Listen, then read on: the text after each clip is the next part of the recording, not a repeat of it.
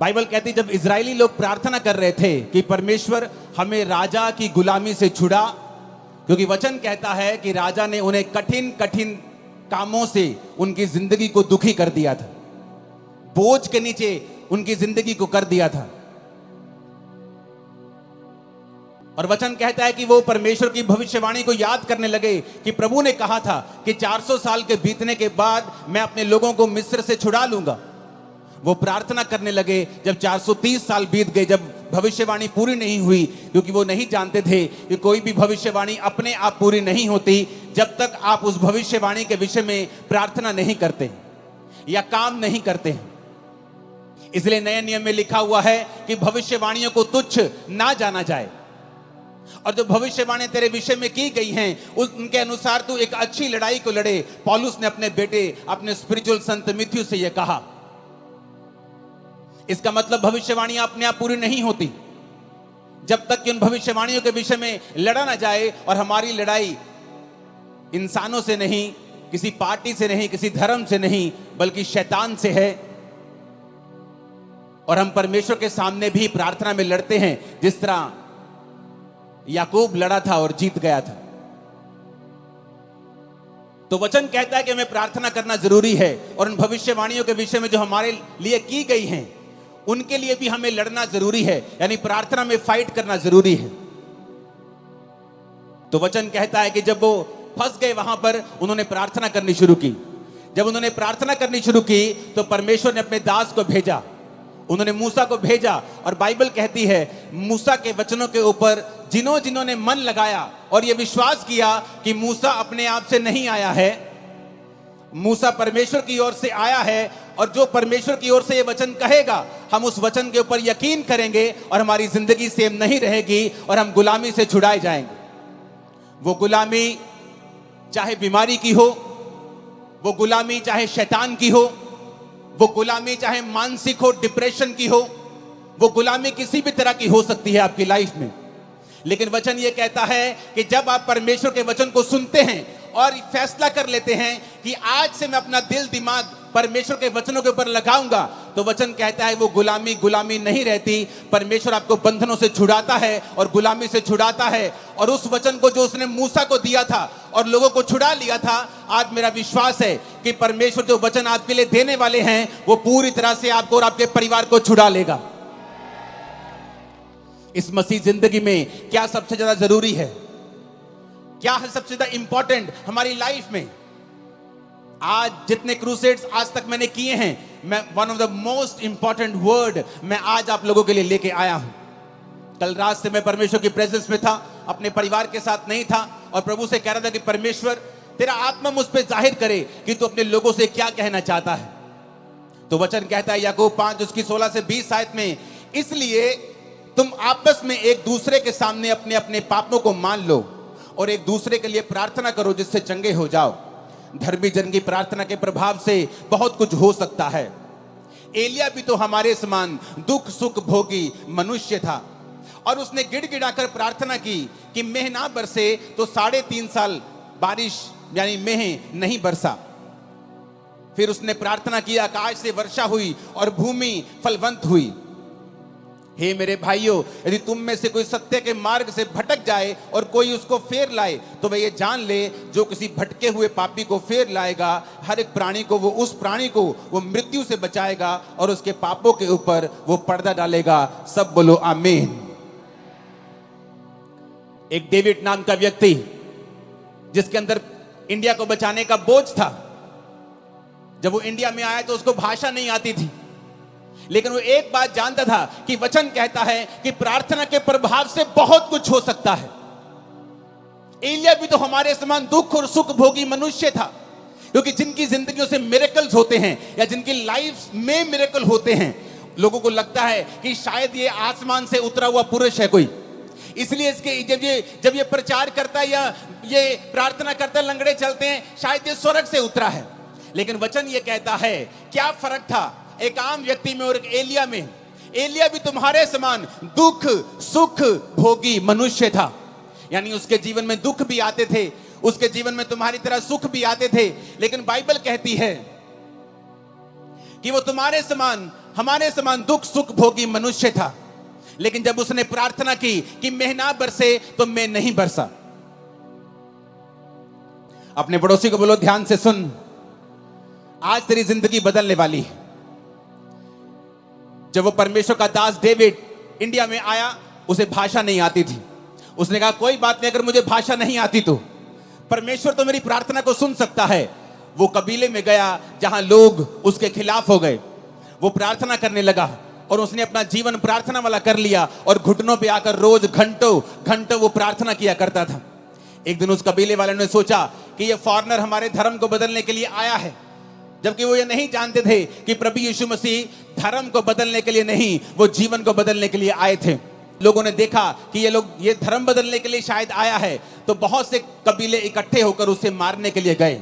जब उसे मारने के लिए गए, जहां जंगल में वो प्रार्थना कर रहा था, उसके सामने खड़े हो गए और जब उसे मारने लगे तो सांप उन लोगों के सामने आ गए और सांपों ने उन लोगों को, इस डेविड को मारने नहीं दिया।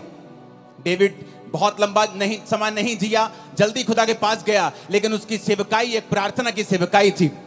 और हिस्ट्री कहती है कि उस प्रार्थना के कारण जो उसने रोज रोज परमेश्वर के सामने की, परमेश्वर ने उस कबीले के ऊपर दया की और एक बड़ी बेदारी दी। आज वो सब लोग परमेश्वर में हैं, मसीह में हैं, सच्चाई को जान चुके हैं। जॉन हाइडी नाम का इंसान, जिसे जॉन हाइडी ऑफ इंडिया कहते हैं, जबकि वो इंडियन नहीं था, वो एक अमेरिकन इंसान था। और उसके अंदर एक बोझ पैदा होता है कि मैं जाऊंगा और जो लोग बचे नहीं हुए, जो लोग परमेश्वर में नहीं हैं, जो सच्चाई नहीं जानते, मैं जाऊंगा और उन लोगों को बचाऊंगा। लेकिन उसने प्रार्थना करनी शुरू की। रोज वो 14-14 घंटे वो प्रार्थना करता था। इतनी वो प्रार्थना करता था कि एक दिन जब वो बीमार हो गया, डॉक्टर के पास उसे लेके गए, तो डॉक्टर ने बताया कि आप एक जगह जैसे झुक के जब प्रार्थना करते हैं, आपने इतनी लंबी लंबी प्रार्थनाएं की हैं कि आपका हार्ट जो है वो शिफ्ट हो चुका है और अपनी जगह से थोड़ा दूर जा चुका है, इसलिए आप बीमार हैं। आपके हार्ट की थोड़ी पोजीशन जो है वो चेंज हुई है, आपकी बॉडी में इतने बदलाव हुए हैं। लेकिन डॉक्टरों के कहने के बावजूद भी वो प्रार्थना करता रहा, रोज प्रार्थना करता रहा, अपने घुटनों के ऊपर प्रार्थना करता रहा। और एक समय ऐसा आया कि परमेश्वर ने जिस इलाके में उसको भेजा था, उस इलाके में एक बेदारी शुरू हुई। लाखों लाखों करोड़ों लोग परमेश्वर में आने शुरू हुए। जब आज आप उन इलाकों में जाकर देखेंगे तो 100%, 90% लोग मसीह में आ चुके हैं और परमेश्वर को ग्रहण कर चुके हैं। कारण क्या? एक व्यक्ति ने बाइबल के वचनों को समझा। उसने समझा कि एलिया भी हमारे समान दुख और सुख भोगी मनुष्य था, लेकिन उसने फैसला किया कि मैं प्रार्थना करूंगा। एलिया कहां नजर आता है? एलिया कहीं नजर नहीं आता बाइबल में एकदम से आपको। वो कहीं ऐसा नहीं है कि बाइबल में जब पहला राजा की पुस्तक शुरू होती है, दाऊद का जिक्र होता है, दाऊद के बाद पहले शाऊल राजा बनता है, उसके बाद दाऊद राजा बनता है, फिर सुलेमान राजा बनता है, सुलेमान के बाद उसके बेटे राजा बनते हैं, उसके पोते पड़पोते राजा बनते हैं, परमेश्वर में खड़े नहीं रहते, वो गिर जाते हैं। तब तक भी एलिया का जिक्र नहीं आता। लेकिन जब बाइबल कहती है पहला राजा 17 में जब एलिया का जिक्र आता है, पहला राजाओं 17 उसकी 1 से 6, तिशबी एलिया जो गिलाद के परदेशियों में से था, उसने अहाब से कहा। अहाब भी इजराइल का राजा था जिसने इजाबेल से शादी कर ली थी और वो सब कुछ परमेश्वर के वचन के विरोध में कर रहा था और परमेश्वर उससे खुश नहीं था।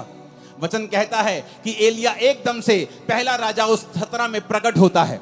उससे पहले एलिया की कोई जानकारी नहीं थी। एलिया कोई वीआईपी इंसान नहीं था। एलिया कोई राजाओं के खानदान से नहीं था। एलिया किसी प्रॉफिट्स के खानदान से नहीं था। लेकिन एकदम से वो प्रकट होता है और ये कहते हैं तिशबी एलिया। जैसे हम बोलते हैं वो पहाड़ी आदमी, वो पंजाबी आदमी, वो हरियाणवी आदमी, वो यूपी का भाई, वो बिहारी आदमी, उसी तरह कहते हैं तिशबी एलिया एकदम से प्रकट होता है। इजराइल के परमेश्वर के नाम में शपथ खाकर वो राजा के सामने जाके बोलता है कि राजा मेरे कहे बिना ना तो बारिश आएगी ना तो ओस पड़ेगी। लेकिन उससे पहले वो एक बात और कहता है एक आयत में तिशबी एलिया जो गिलाद के परदेशियों में से था, उसने अहाब से कहा, इजराइल का परमेश्वर यहोवा जिसके सम्मुख में उपस्थित रहता हूं। एलिया कहता मैं आया हूं राजा, उस परमेश्वर के सामने जिसके सामने मैं उपस्थित रहता हूं। ऐसा जन जिसके कहने से आसमान बारिश देना बंद कर गया 3.5 साल। एक ऐसा पुरुष जिसने प्रार्थना की और आसमान खुल गया फिर 3.5 साल बाद। वो पुरुष जो कोई वीआईपी नहीं था, किसी राजाओं के खानदान से नहीं था, किसी प्रॉफिट से खानदान से नहीं था, एक आम आदमी। एकदम से पहला राजाओं 17 में उसका जिक्र होता है कि तिशबी एलिया नाम का एक पर्सन सीधा राजा के सामने जाके हियाव के साथ, हौसले के साथ खड़ा होता है और कहता है, राजा, उस परमेश्वर की शपथ जिसके सामने मैं उपस्थित रहता हूं। आज कौन लोग बंधनों में हैं? कौन लोग गरीबी के बंधन में हैं, बीमारियों के बंधन में हैं? कौन लोग हैं जिनको शैतान सताता है? ये वो लोग हैं जो परमेश्वर के सामने घुटनों को नहीं टेकते हैं, जो एक दिन तो प्रार्थना करते हैं, दूसरे दिन प्रार्थना करना छोड़ देते हैं, जो एक दिन तो चर्च जाते हैं, उसके बाद दूसरे संडे छुट्टी कर लेते हैं, जिनको ये नहीं मालूम कि आपके पास एक पावरफुल हथियार है, प्रार्थना करने का हथियार। आपके पास अधिकार है, आपके प्रार्थना के प्रभाव से बाइबल कहती है बहुत कुछ हो सकता है। लेकिन आज शैतान ने विश्वासियों को भटका दिया है। आपका फोन आपकी प्रार्थना का स्थान ले चुका है। आपका व्हाट्सएप, आपकी फेसबुक और इंस्टाग्राम आपकी प्रार्थना का स्थान ले चुका है। जब भी आप प्रार्थना करने के लिए बैठते हैं, आपको काम याद आता है, आपको व्हाट्सएप याद आता है, आपकी मम्मी आपको कॉल करने लगती है, आपकी बेटी आपको तंग करने लगती है, क्योंकि शैतान नहीं चाहता आप प्रार्थना करें। तिशबी एलिया, बाइबल कहती है, एक आम इंसान था। आप सोचते हैं मैं एक आम इंसान हूं, मैं कैसे अपनी जिंदगी को बदल सकता हूं? मेरा परदादा भी गरीब था, मेरा दादा भी गरीब था, मेरा बाप भी दिहाड़ी करता था, मैं भी गरीब हूं, तो परमेश्वर मुझे कैसे, हमारे परिवार में इतने सालों से चल रहा, कैसे बदल सकता है? लेकिन वचन कहता है, एलिया भी तुम्हारे समान दुख और सुख भोगी मनुष्य था, लेकिन जब उसने प्रार्थना की बेना बरसे तो मैं नहीं बरसा, जब उसने प्रार्थना की मैं बरसे तो मैं बरसा। ऊंची आवाज में बोलो हालेलुया। हम प्रार्थना के महत्व को समझते हैं। एक पास्टर प्रार्थना कर रहा था और काम कर रहा था। बहुत साल उसने सेवा की, लेकिन इतने रूहें नहीं बचा पाया। उसको आंखों का रोग हो गया। जब आंखों का रोग हो गया, उसने कहा अब तो मैं सेवा नहीं कर सकता, लेकिन मैं प्रार्थना करूंगा। और उसने प्रार्थना करनी शुरू कर दी। जब उसने प्रार्थना करनी शुरू की, परमेश्वर ने एक पास्टर, 2 पास्टर भाई थे, उनके दिल में डाला कि वो जाएं और उस जगह के ऊपर प्रचार करें। और हिस्ट्री बताती है कि जब उसने प्रार्थना की तो रिवाइवल शुरू हुआ। वो 16-16 घंटे, 14-14 घंटे रोज प्रार्थना करता था। और उस जगह पे जब रिवाइवल आया तो 1 लाख लोग रोज यीशु मसीह को अपना जीवन देने लगे और पूरा इलाका परमेश्वर में आ गया। कारण प्रार्थना। कारण ये नहीं था कि वो दुनिया के बेस्ट बाइबल स्कूल में पढ़े थे या वो दुनिया के सबसे ऊंची यूनिवर्सिटी में पढ़े थे। उन्होंने बाइबल के वचन को समझ लिया था कि जब तू प्रार्थना करेगा मैं रास्तों को खोलूंगा, मांगो तो दिया जाएगा। उन्होंने समझ लिया था कि अगर मेरी जिंदगी में जो कुछ नहीं है, इसका कारण यह है कि हमने प्रार्थना नहीं की। जॉन हैडी, जिसकी वजह से पूरे का पूरा इलाका, पूरे की पूरी स्टेट्स परमेश्वर में है, वो कहता था आज प्रार्थना करने वाले लोग बहुत कम हैं और रोने वाले प्रार्थना में उससे भी कम हैं और आहें भरने वाले प्रार्थना में तो है ही नहीं है। क्योंकि आज हम पवित्र आत्मा को समय नहीं देते कि वो आए और हमारे अंदर से हमको इस्तेमाल करे। आज प्रार्थना का जीवन नहीं है, इसलिए शैतान ये बात जानता है। वो बात जानता है, इसीलिए वो आपकी लाइफ में काम करता है।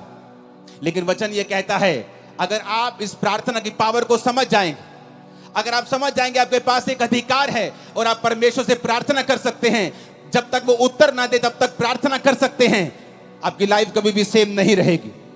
मेरी लाइफ में जब मसीह में आने के कितने साल बाद भी जब मेरी लाइफ में चंगियाई नहीं थी और मैं सेवकाई में आ चुका था, तो पवित्र आत्मा मुझे एक ही बात बोलता था कि तुझे पवित्रताई में रहना है, क्योंकि पवित्रताई में रहने से तो अपनी जिंदगी का बड़े से बड़ा अटैक खत्म कर सकता है।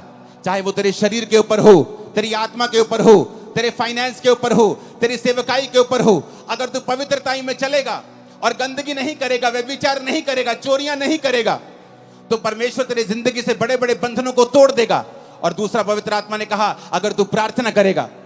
ये टीम जो मेरे पीछे खड़ी है, उनमें से कुछ लोग 20 साल से मेरे साथ हैं। ये लोग जानते हैं किस तरह से, जब 2014, 13, 12 की बात है, मैं अपने प्रार्थना रूम में, जब ये भी मेरे साथ होते थे, जब प्रार्थना करने के लिए बैठते थे, तो रोज 6 घंटे 5 घंटे इनके साथ अकेले मैं प्रार्थना करता था। इनके बाद उठ के फिर मैं अपने रूम में प्रार्थना करता था, उसके बाद रात को प्रार्थना करता था। मेरा सारा दिन प्रार्थना में बीतता था और मैं खुद नहीं जानता था कि मैं इतनी प्रार्थना कर रहा हूं, क्या परमेश्वर मुझे उत्तर देगा। लेकिन वचन कहता है उसमें की गई मेहनत कभी व्यर्थ नहीं जाती। वो आपकी प्रार्थनाओं को सुनता है। जो प्रार्थना आपने 10 साल पहले भी की हैं, प्रभु उनको भी सुनता है। और वचन कहता है कि वो अपने खोजने वालों को प्रतिफल देता है।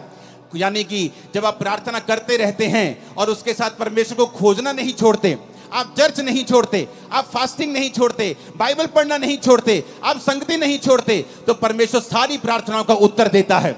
मेरे जीवन में भी ऐसा ही हुआ। जो मेहनत मैं करता गया, जो प्रार्थना मैं करता गया, एक समय आया मसीह में आने के 10 साल बाद परमेश्वर सारी प्रार्थनाओं का उत्तर देने लगा। और आज मेरे जीवन में सारी प्रार्थना के उत्तर आ चुके हैं। लेकिन आज भी थोड़े दिन पहले की बात है, जब मैं अपने प्रार्थना के रूम में गया, मैं आपको एक टेस्टिमनी दूंगा। उससे पहले एक वचन हम और पढ़ेंगे। प्रेरितों के काम 3 उसकी 1 से 8 आयत में लिखा है, पतरस और यूहन्ना तीसरे पहर प्रार्थना के समय चर्च में जा रहे थे और लोग एक जन्म के लंगड़े को ला रहे थे, जिसको वो प्रतिदिन मंदिर के उस द्वार पर जो सुंदर कहलाता है बैठा देते थे कि वो चर्च में आने वाले उसे भीख मांगे। उस भिखारी ने पतरस और यूहन्ना को चर्च में जाते देखा और उससे भीख मांगी। पतरस ने यूहन्ना के साथ उसकी ओर ध्यान से देखकर कहा, हमारी ओर देख। और वह कुछ पाने की आशा से उनकी ओर ताकने लगा। तो पतरस ने कहा, चांदी और सोना तो मेरे पास नहीं है, परंतु जो मेरे पास है वह तुम्हें देता हूं। यीशु मसीह नासरी के नाम से चल फिर। उसने दाहिना हाथ पकड़कर उसे उठाया। उसके पांव और टखनों में तुरंत बल आया। वो उछलकर खड़ा हो गया, चलने फिरने लगा, चलता कूदता प्रभु की स्तुति करता हुआ उस चर्च में गया। वचन कहता है आज बहुत से लोग चाहते हैं कि उनकी मिनिस्ट्रीज में लंगड़े चलें, उनकी जिंदगियों से भी बड़े बड़े काम हों, जब वो प्रचार करें उनकी मिनिस्ट्री से भी बड़े बड़े काम हों।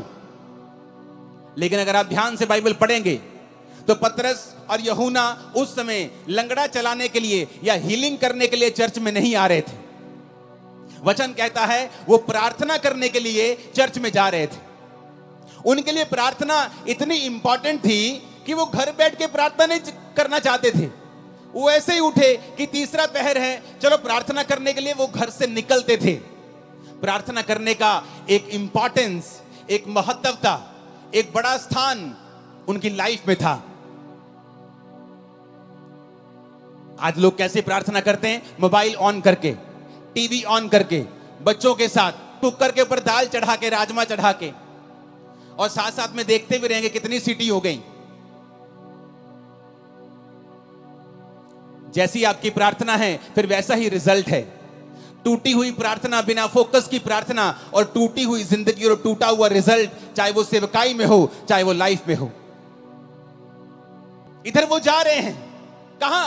चलो आओ चर्च में चले, तीसरे में प्रार्थना करने के लिए। कहां है? चलो 5 किलोमीटर, चलो चलते हैं चर्च में प्रार्थना करने के लिए। अरे क्या प्रार्थना करने के लिए इतनी दूर जाना? चलो किसी कमरे में बैठ के थोड़ा सा कर लेते हैं प्रार्थना। इंपॉर्टेंस, महत्वता, प्रार्थना के जीवन को कीमती समझना, उसे स्पेशल समझना। अफ्रीका के जाके हिस्ट्री देखो, जिन पास्टर्स ने उन्हें बदला है वो अपनी जिंदगी में 90-92% अपना पैसा परमेश्वर को देते, सिर्फ 8% रखते थे अपने पास। 14 घंटे रोज प्रार्थना करते थे और बोलते थे कि जिस पास्टर की प्रार्थना 8 घंटे से कम है वो अपने आप को फुल टाइम पास्टर बोलना बंद कर दे। और बोलते थे कि जब हम प्रार्थना नहीं करते थे, जोर जोर से बोलते थे, लोग समझते नहीं थे। जब हम प्रार्थना करके जाते थे तो हम जो भी बोलते थे लोगों के हृदय में जाता था और लोग चेंज होते थे। कारण क्या? प्रार्थना।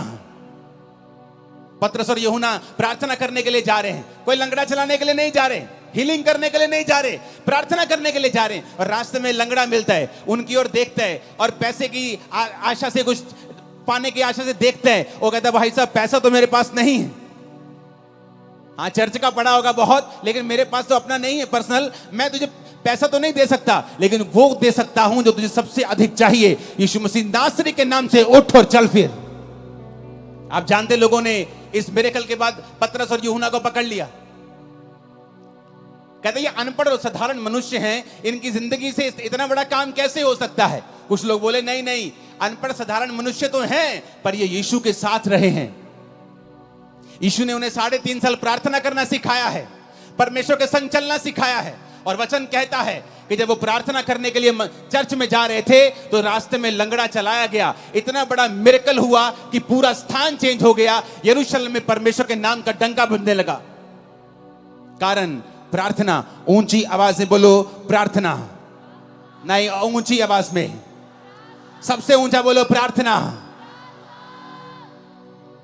प्रेरितों के काम 16 उसकी 13 से 15 आयत में लिखा है, सब्त के दिन हम नगर के फाटक के बाहर नदी के किनारे यह समझकर गए कि वहां प्रार्थना करने का स्थान होगा, और वहां बैठकर उन स्त्रियों से जो इकट्ठी हुई थी बातें करने लगे। लुदिया नामक थुआतीरा नगर की एक बैंगनी वस्त्र बेचने वाली एक भक्त स्त्री सुन रही थी, और प्रभु ने उसका मन खोला कि पौलुस की बातों पर वो मन लगाए। उसने अपने घराने समेत उससे बपतिस्मा लिया और विनती की, यदि तुम मुझे प्रभु की विश्वासनी समझते हो तो चलकर मेरे घर में रहो, और वह उन्हें मना कर ले गई। अब यहां पर क्या होता है? यहां पर पौलुस नगर के फाटक के बाहर इसलिए जा रहा है। पुराने टाइम में नगर में फाटक होते थे, शहर बनाई होती थी या फाटक होते थे, तो वो फाटक के बाहर जाना चाहता था, नगर के बाहर, ताकि वो वहां पर प्रार्थना कर सके। नगर के अंदर भी प्रार्थना वो कर सकता था, लेकिन क्यों आज प्रेरितों के काम वाले मिरेकल्स चर्चिस में नहीं होते हैं? क्योंकि वैसी इंपॉर्टेंस परमेश्वर को चर्चों में नहीं दी जाती है। पास्टर्स की लाइफ में भी वैसी इंपॉर्टेंस प्रार्थना की नहीं रही जैसे प्रेरितों के टाइम में हुआ करती थी। वो प्रार्थना किसी घर में भी कर सकते थे, लेकिन बाइबल कहती शाम को स्पेशल वो उठे गए नगर से बाहर। तब ऐसा भी नहीं था कि गाड़ियां थी, बड़ी बड़ी गाड़ियां थी कि 10 मिनट लगेंगे, चलो गाड़ी में चलते हैं। चल के जाते थे, गधों पे जाते थे, घोड़ों पे जाते थे लोग। तो वचन कहता है कि वो नगर के फाटक के बाहर नदी के किनारे ये समझ के गए कि यहां कोई प्रार्थना करने का स्थान होगा। आओ हम कहीं अकेले एकांत में, जहां कोई हमें देखे ना, हम बैठकर परमेश्वर के सामने प्रार्थना कर सकें। पौलुस को किसी चीज की जरूरत नहीं थी, कोई उसको बीमारी नहीं थी, उसको कोई बरकत नहीं चाहिए थी, लेकिन परमेश्वर के साथ एक रिलेशनशिप, प्रभु के साथ एक संबंध। प्रार्थना उसका रिजल्ट है कि जब आप परमेश्वर के साथ जुड़ जाते हैं, आप रोज उसके साथ समय बिताना चाहते हैं। और वो जा रहा है नगर के बाहर, और नगर के बाहर नदी के किनारे कि यहां कोई प्रार्थना करने का स्थान होगा। और वहां पर उसे एक औरत मिलती है जो बहुत अमीर थी, बहुत ही ऐसी औरत जिसका समाज में एक प्रभाव था। और वो परमेश्वर के वचन जब वो बातें करने लगता है, ये समझ गया कि यहाँ कोई नहीं होगा, लेकिन वहां पे बहुत सी औरतें होती हैं। तो पौलुस प्रचार करने लगता है, और वो औरत भी ध्यान से सुनने लगती है। और जैसे जैसे वो सुनने लगती है, परमेश्वर का आत्मा उसे छूता है, और जब उसको छूता है उसका घराना और वो बपतिस्मा लेने लगते हैं, और बपतिस्मा लेके पौलुस को अपने घर ले जाते हैं। हमें क्या शिक्षा मिलती है यहां से? कि पौलुस भी प्रचार करने के लिए वहां नहीं गया, पौलुस भी प्रार्थना करने के लिए वहां जा रहा था।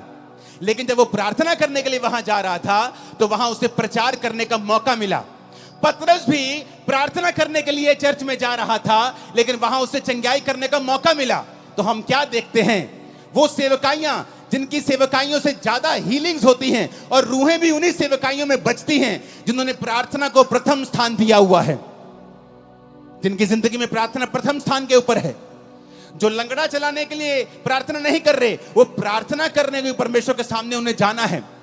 वो प्रचार करने के लिए बाइबल नहीं पढ़ रहे, वो पढ़ रहे हैं क्योंकि परमेश्वर के साथ उन्हें समय बिताना है। और प्रार्थना करने के लिए नदी के किनारे कहीं बाहर जा रहा है, और परमेश्वर उसे वहां पर मौका देता है कि वो प्रीच करे। यानी रूहें भी प्रार्थना करने का रिजल्ट है, रूहें बचना, और चंगाई भी प्रार्थना करने वाली मिनिस्ट्री का ही रिजल्ट है। आज हम भूल चुके हैं। एज ए बिलीवर हमारा पहला काम है परमेश्वर के सामने रोज जाना और प्रार्थना करना, क्योंकि शैतान कुछ भी करेगा, आपकी प्रार्थना के जीवन को वो खत्म करने की कोशिश करेगा। क्योंकि जिस दिन आपकी प्रार्थना लग गई, प्रार्थना में ब्रेक लग गई, उस दिन जीसस से आपकी ब्रेक लग गई। A break in prayer, a break in Jesus. प्रार्थना में ब्रेक का मतलब है जीसस से ब्रेक लग जाना। शैतान ये बात को जानता है। बाइबल पढ़ के देख लो, जहां जहां प्रार्थना हुई वहां वहां परमेश्वर ने बहुत सी चीजों को बदला है। जिन्होंने प्रार्थना नहीं की वो विष मांगते रह गए हैं।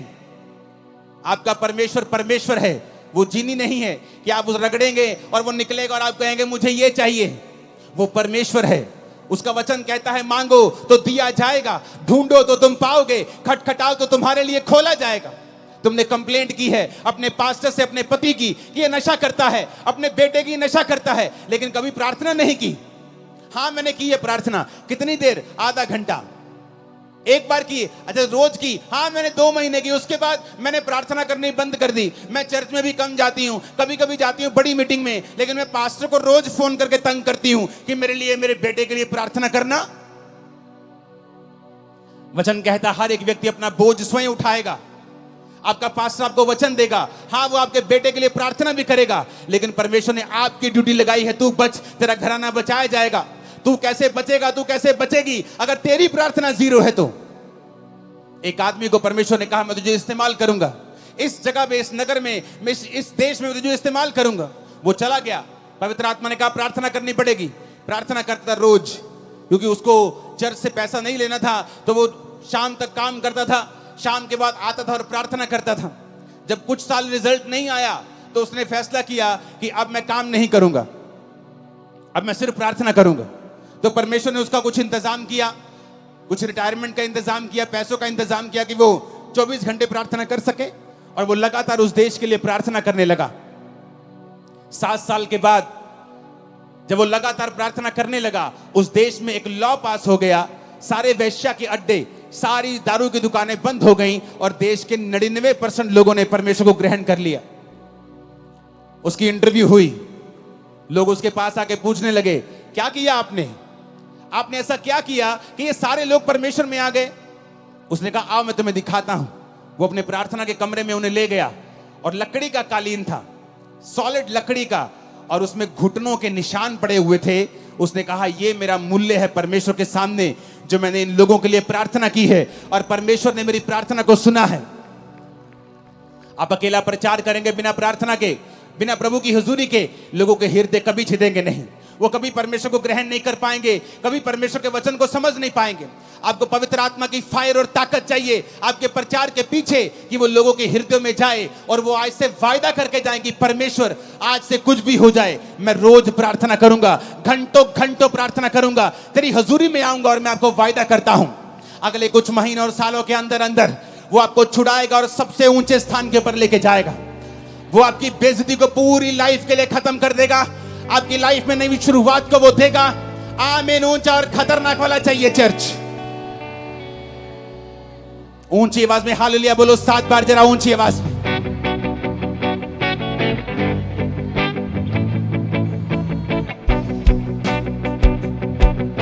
Hallelujah, hallelujah.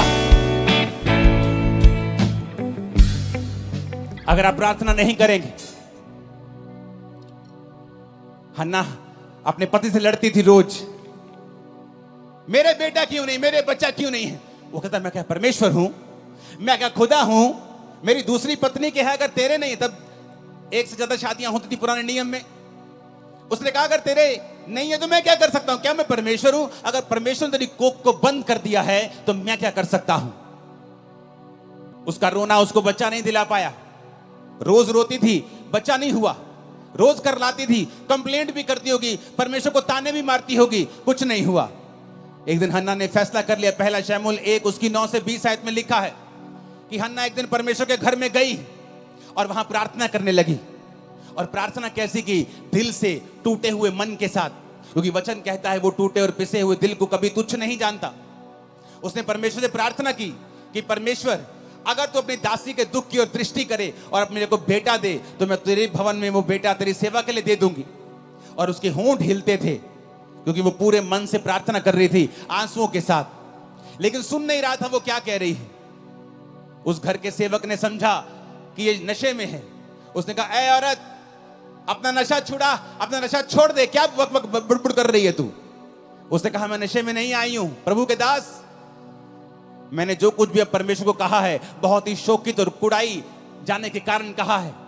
लोगों ने मुझे ताने मारे हैं, मेरी सौतन ने मुझे ताने मारे हैं, सास ने, सब ने ताने मारे हैं, मेरा दिल टूट गया है। मैंने फैसला कर लिया है कि मैं अपना जीवन प्रभु को दूंगी, मैं प्रार्थना करूंगी और परमेश्वर को अपना बेटा भी चढ़ा दूंगी।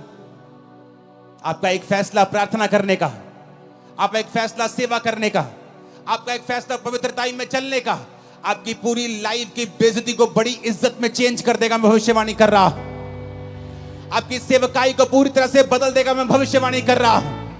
आपके बच्चों की लाइफ को पूरी तरह से बदल देगा, मैं भविष्यवाणी कर रहा हूं। आमीन। ऊंचाई आशीष आपकी है चर्च। Hallelujah, hallelujah. क्या आज आप फैसला करते हैं प्रार्थना करने का? क्या फैसला करते हैं? ये जानते हैं कि कोई भी व्यक्ति, कोई भी रिश्तेदार, कोई समाज, आपके एरिया का कोई बड़ा व्यक्ति भी आपकी लाइफ को चेंज नहीं कर सकता है। कुछ देर के लिए आपकी हेल्प कर सकता है, लेकिन पूरा टर्न अराउंड, आपकी लाइफ का पूरा बदलाव सिर्फ परमेश्वर कर सकता है। और वो तो आपको कहता है, ये दुनिया के थके हारे और बोझ नीचे दबे लोगों, मेरे पास आओ, मैं तुम्हें विश्राम दूंगा। मुझसे सीखो, मैं मन में दीन हूं, नम्र हूं। अपना जुआ मुझे दे दो। तुम्हारा जुआ भारी है, तुम्हारा बोझ भारी है, तुम्हारी बीमारियों का बोझ तुम नहीं उठा पाओगे, डिप्रेशन का बोझ तुम नहीं उठा पाओगे। मेरा बोझ ले लो। उसका बोझ क्या है? प्रार्थना करना उसका बोझ है, रूहों को बचाना उसका बोझ है, परमेश्वर के वचन के अनुसार चलना उसका बोझ है। उसने कहा तुम मेरे अनुसार चलो तो तुम अपने मन में विश्राम पाओगे। वो विश्राम जो बड़े बड़े खरबपतियों को दिल में नहीं है। सब कुछ होते हुए इसलिए वो सुसाइड कर लेते हैं। बड़े बड़े मिलियन फॉलोअर्स वाले, 20 मिलियन फॉलोअर्स वाले सुसाइड कर लेते हैं क्योंकि उनके मन में विश्राम नहीं है। और जीसस ने कहा, हे दुनिया के थके हारे और बोझ नीचे दबे लोगों, मेरे पास आओ, मैं तुम्हारा धर्म बदलूंगा। ये लिखा नहीं, उसने कहा मैं तुम्हें विश्राम दूंगा। वो विश्राम जो दुनिया तुम्हें नहीं दे सकी, इंस्टाग्राम और फेसबुक नहीं दे सके, वो विश्राम जो सोशल मीडिया तुम्हें नहीं दे सका, तुम्हारा घराना नहीं दे सका, मैं तुम्हें वो विश्राम दूंगा। मेरे पास आओ, मैं तुम्हें विश्राम दूंगा। मुझसे सीखो, मैं नम्र और दीन हूं। अपना बोझ, अपना क्रूस मुझे दे दो और मेरा क्रूस उठा लो, क्योंकि उसका क्रूस हल्का है, उसका बोझ हल्का है। आज अगर बदलाव लाना है तो कलीसिया को प्रार्थना करनी होगी। उसको रोज परमेश्वर की प्रेजेंस में जाना होगा और घंटों परमेश्वर की हुजूरी में बिताने होंगे। देखना फिर क्या होता है। आज बहुत से कम विश्वासी ऐसे हैं जो बेदारी के लिए प्रार्थना कर रहे हैं। बहुत से कम विश्वासी हैं, आप में से बहुत से कम ऐसे होंगे जिसने इस एरिया की बेदारी के लिए प्रार्थना की है। जब आप परमेश्वर के कामों के लिए इस्तेमाल होने लगते हैं, आप प्रभु के लिए, दासों के लिए, प्रभु की सेवकाइयों के लिए, प्रभु के राज्य के लिए प्रार्थना करने लगते हैं और प्रभु के सामने रोज जाने लगते हैं, वो आपके पर्सनल कामों में भी करता है। आपके पर्सनल कामों को भी प्रायोरिटी पे करता है। आपकी हीलिंग को भी वो करता है, आपको चंगा भी करता है, आपके घराने को बचाता भी है, आपको ब्लेस भी करता है, गरीबी के दलदल से आपको बाहर भी निकालता है। जो होने वाला है आज रात के बाद, आप आए किसी और तरीके से, जाएंगे नहीं यीशु मसीह के सामर्थी नाम से। आप हो सकता है एक बांझ के रूप में यहां आए हों, लेकिन एक फलवंत स्त्री के रूप में भविष्यवाणी करता हूं, यहां से जा रहे हैं वापिस यीशु मसीह के नाम में। आमीन। चाहिए आशीष आपकी है चर्च। आप तैयार हैं परमेश्वर को अपना जीवन देने के लिए? आप तैयार हैं प्रार्थना करने के लिए? वही परमेश्वर हन्ना को रोज देखता होगा। हन्ना रोज बुड़बुड़ करती है, मेरे पुत्र क्यों नहीं हैगा, मेरे कुड़ी क्यों नहीं हैगी। अपने हस्बैंड से रोज लड़ती है। हस्बैंड रोज कहना, मैं रब्बा, मैं कोई रब्बा, मैं की करा। लड़ाई उसको कुछ नहीं दे पाई, खाना नहीं खाती, खाना छोड़ देती थी, कुछ नहीं हुआ। और एक फैसला किया, एक दिन मैं जाऊंगी और प्रार्थना करूंगी। सब कुछ बदल गया। मेरी लाइफ, मेरी सेवकाई प्रार्थना से बदली है। सब कुछ प्रार्थना से बदला है, परमेश्वर ने किया है। जब आप अपनी रिक्वेस्ट को, विनती को धन्यवाद के सहित परमेश्वर के सामने ले जाएंगे, उसने कहा मेरी शांति तो तेरी समझ से परे है, तेरे अंदर वास करेगी, तेरे विचारों को सुरक्षित रखेगी। आज हम बेचैनी में घूमते हैं, हर टाइम बेचैनी, हर टाइम चिंता, हर टाइम चिंता, हर टाइम वरी। क्यों? क्योंकि हम प्रार्थना करने वाले लोग नहीं हैं। अगर हम प्रार्थना करेंगे तो चिंता नहीं रहेगी, प्रार्थना करेंगे डिप्रेशन नहीं रहेगा, प्रार्थना करेंगे बीमारियां नहीं होंगी, क्योंकि बाइबल कहती है मुझ में की गई मेहनत कभी व्यर्थ नहीं होती, परमेश्वर ने कहा। जब मैं परमेश्वर में आया और प्रभु के बारे में मुझे मालूम हुआ, जब पहली प्रार्थना मेरे सिर पर हाथ रख के हुई थी, मैं कंप्यूटर इंजीनियर था, तब पहली प्रार्थना में समझ आ गई थी, क्योंकि मैं सब जगहों पे जा चुका था, सुसाइड करने वाला था, लेकिन ये बीमारियां और ये डिप्रेशन, नशे मुझे छोड़ के नहीं जा रहे थे। जिस दिन पहली प्रार्थना में समझ आ गई थी कि मेरे जीवन में सचमुच परमेश्वर बड़े काम कर सकता है, जो पहला करंट मुझे प्रार्थना का लगा था, उससे मुझे समझ आ गई थी लेकिन मैं हील नहीं हुआ, चंगा नहीं हुआ। और एक दिन पवित्र आत्मा ने मुझसे कहा वचन के जरिए, क्योंकि वचन मुझे पढ़ना पड़ता था, नहीं तो मेंटली अपसेट के अटैक होते थे मुझे, तो बाइबल पढ़ने से मेरे वो ठीक हो जाते थे। तो बाइबल पढ़ते पढ़ते वचन आया, हे मेरे प्रिय भाइयों, हियाव बांधो, दृढ़ रहो, क्योंकि तुम जानते हो मसीह में की गई मेहनत कभी व्यर्थ नहीं जाती। यहां लगा यह वचन दिल में, रेमा बन गया, मेहनत करनी शुरू की, 40 रोजे रखे, साल में 1 बार, 2 बार, 3 बार, 4 बार, 5 बार, 5वीं बार या 6ठी बार रोजे थे तो परमेश्वर ने मुझे छुआ और 2005 में उस डिप्रेशन से पूरी तरह आजाद कर दिया। आज 25 हो चुका, 20 साल से मैं पूरी तरह से आजाद हूं, नशे से, डिप्रेशन से। कारण क्या? प्रार्थना, जो परमेश्वर ने हमें अधिकार दिए हैं। आपने कंप्लेंट अपने पास्टर को की है कि आपने रोज प्रार्थना की है?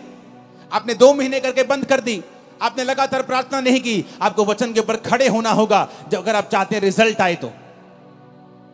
संविधान में लिखा है अगर रजिस्ट्री आपके मकान की आपके नाम पर है तो कोई उस पर कब्जा नहीं कर सकता, लेकिन लोग कब्जा फिर भी कर लेते हैं। फिर आप क्या करते हैं? रोते हैं। क्या रोने से घर छूट जाएगा? आप लड़ेंगे, वो गैर कानूनी है। क्या करेंगे? आप केस करेंगे, कोर्ट में जाएंगे, संविधान के मुताबिक बताएंगे जज को संविधान में ये लिखा है और ये लॉ के मुताबिक ये मेरा मकान है। लेकिन आपको ये भूल गया कि बाइबल आपका संविधान है। शैतान ने आपकी सेहतों के ऊपर कब्जा किया हुआ है, आपके बच्चों को नशों में लगाया हुआ है, उसने आपके घराने पे, आपके फाइनेंस पे कब्जा किया हुआ है। आप सिर्फ रोते हैं, रोने से कुछ नहीं होगा। कंप्लेंट करते हैं, उससे भी कुछ नहीं होगा। आपको परमेश्वर के सामने जाना होगा, घुटने टेकने होंगे, हाथों को उठाना होगा, स्वर्ग के परमेश्वर की ओर दुहाई देनी होगी और वो खोल देगा आसमान। मैं आपको फिर कह रहा हूं, वो आसमान खोल देगा और आपको उसी ऊंचाई पर लेके जाएगा जिसके लिए आपको उसने पैदा किया है। लेकिन हमें फैसला करना होगा कि हमारा सोता परमेश्वर है या नहीं। क्योंकि आपने कंप्लेंट भी करके देख ली, आपने रो लिया, अपने बच्चों से लड़ लिया, अपने हस्बैंड से लड़ लिया, अपनी वाइफ से लड़ लिया, अपने भाई से लड़ लिया, लड़के भी कुछ नहीं हुआ, रो लिया, करला लिया, कलेश डाल लिया, कुछ नहीं हुआ। परमेश्वर तुम्हें सिखाता है ना बल से, ना शक्ति से, बल्कि उसकी आत्मा के द्वारा कि मेरे बेटे, मेरी बेटी, तुझे मेरे पास आना होगा। सेवकाई को चेंज करना है, मेरे पास आना होगा। जो लोग आपकी बात नहीं सुनते। 2011 में मैं बड़ा फ्रस्ट्रेट था। मिनिस्ट्री 7000 क्रॉस कर चुकी थी, 7000 की चर्च क्रॉस कर चुकी थी, लेकिन मैं बड़ा फ्रस्ट्रेट था क्योंकि मैं जैसा चाहता था वैसा काम नहीं होता था, टीम वैसा बिहेव नहीं करती थी। और मैं फ्रस्ट्रेट हुआ और मैं चला गया प्रार्थना में, देश को छोड़ दिया और 21 दिन के लिए प्रार्थना में चला गया। वो 21 दिन मैं अनमैरिड था, अपनी फैमिली से वैसे भी बहुत मैं कम बात करता था। मेरी मदर थी शायद, जो सेव हो चुके थे शायद 2011 में, वो भी नहीं हुए थे या एकदम से ताजे ताजे सेव हुए थे। कोई फैमिली मेंबर मुझसे बात नहीं करता था। बस 21 दिन सिर्फ प्रार्थना की। अपने होटल के कमरे में रहता था और जब प्रार्थना से उठता था तो मुझे मालूम नहीं होता था कि दोपहर का समय है कि रात का समय है कि सुबह है। मोबाइल छोटे होते थे, छोटा मोबाइल देखता कि कितना समय हो गया। फिर सोता था, फिर उठता था, प्रार्थना प्रार्थना। 21 दिन मैंने प्रार्थना की। जब मैं वापस आया, मेरी सेवकाई पूरी तरह से बदल गई। लोग मेरी बात सुनने लगे, टीम्स मेरी बात सुनने लगी। मेरे मन मुताबिक जो खुदा ने मुझसे चाहा था वैसा मेरी मिनिस्ट्री में काम होने लगा, क्योंकि परमेश्वर ने मुझे दिखाया कि तेरे प्रचार से भी कुछ नहीं होगा, तेरे चाहने से भी कुछ नहीं होगा, तेरी डेडिकेशन से भी कुछ नहीं होगा। जब तक तुम मेरे सामने घुटने नहीं टेकेगा, मेरे सामने नहीं आएगा। वो 21 दिन थे जब परमेश्वर ने मुझे सिखाया कि चाहे तेरी सेवकाई में 500 लोग हों या आने वाले समय के 5 लाख हों, तुझे रोज मेरी प्रेजेंस में बने रहना है, मेरी हजूरी में बने रहना है। तब समझ आई और उसके बाद मैं रोज अपने आप को प्रार्थना में देने लगा। अपनी लाइफ में प्रार्थना को प्रथम स्थान दिया। आज चाहे मैं शादीशुदा हूं, मेरे बच्चे हैं, मेरी फैमिली है, बड़ी सेवकाई चर्च है, सैकड़ों ब्रांचेस हैं, लेकिन मेरी प्रार्थना का समय बढ़ा हुआ है, आगे से भी ज्यादा है मेरी प्रेयर का समय। क्योंकि मैं सीक्रेट जानता हूं, मैं ये भेद जानता हूं कि भेद है खुदा के साथ रहना, भेद है प्रार्थना करना, भेद है तुम दुख और सुख भोगी मनुष्य हो। एलिया कोई स्वर्गदूत नहीं था। राजा के सामने जाके बोलना कि राजा मेरी जिम्मेवारी से बोलता हूं, तेरे देश में बारिश नहीं आएगी, यानी तेरा देश भूखा मरेगा। आज तो जमीन के नीचे से पानी निकाल लेते हो समर्सिबल से, तब ऐसा नहीं होता था। कुएं खोदने पड़ते, निकले पानी ना निकले उस इलाके में जहां वो रहता था। उसने जिम्मेवारी ली। दिलेरी कहां से आई? प्रार्थना से। बाल के नबियों को मार दिया, बड़े बड़े काम किए। फिर इजाबेल ने कहा, एलिया आज तेरा सिर मैं धड़ से अलग कर दूंगी। एलिया भागा। उसका भागना, उसका डरपोकपन इस बात का सबूत था कि एलिया भी एक मनुष्य ही था। उसकी पहली दिलेरी इसलिए थी कि वो रोज प्रार्थना में समय बिताता था। उसके बाद जब इंसान विक्ट्री देखता है, जीत देखता है, इंजॉय करने लगता है, प्रार्थना भूल जाता है, तो शैतान फिर से उसे डराने लगता है। वो फिर से भागता है और खुदा से कहता है, खुदा मुझे मार दे, मैं अपने वंशों से अच्छा नहीं हूं। परमेश्वर से रोटी देता है और पानी देता है, बोलता है खा, तुझे बहुत काम करने हैं।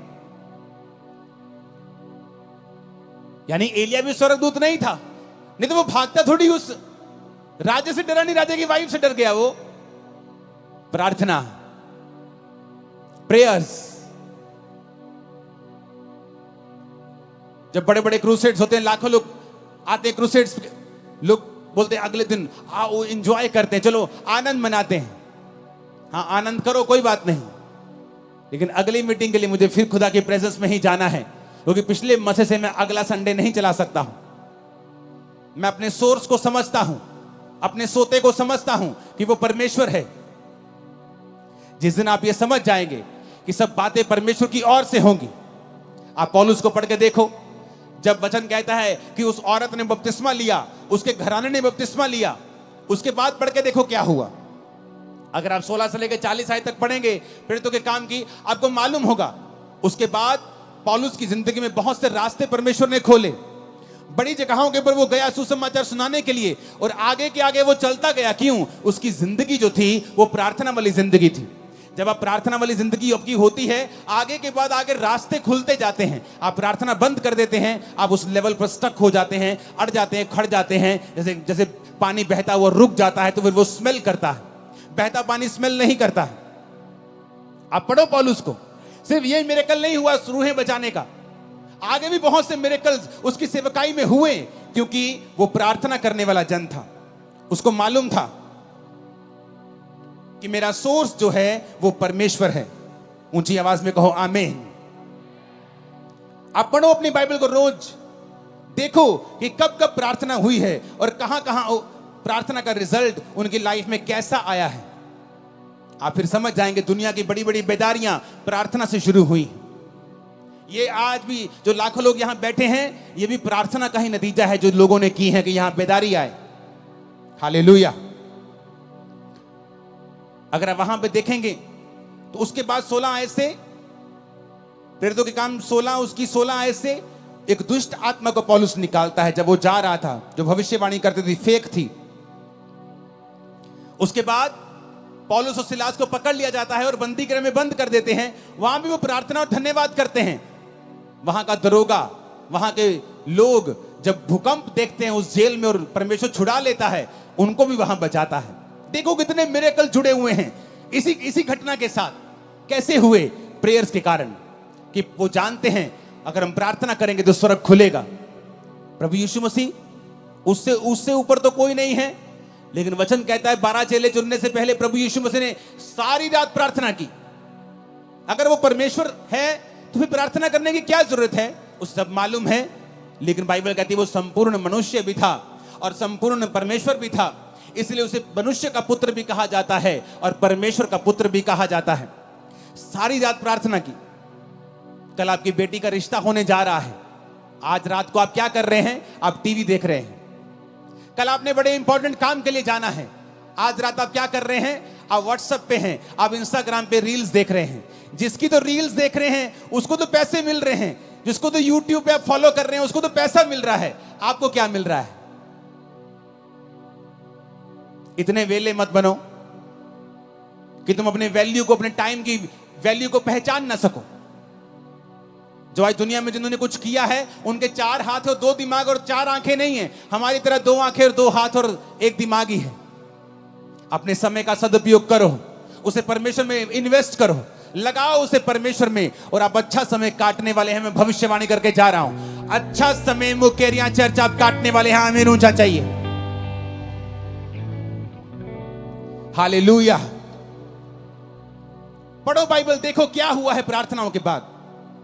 आप ध्यान से बाइबल पढ़ेंगे, इस स्थिति से पढ़ेंगे कि मैं पढ़ना चाहता हूं, मैं देखना चाहता हूं क्या हुआ है प्रार्थना करने के बाद, कितने बदलाव आए हैं सेवकाइयों में, पर्सनल लाइफ में, मैरिड लाइफ में, बच्चों की जिंदगी में, फाइनेंशियल लाइफ में, सोशल लाइफ में। बहुत से बदलाव आप देखेंगे जिस दिन आप प्रार्थना करने का मन बना लेंगे।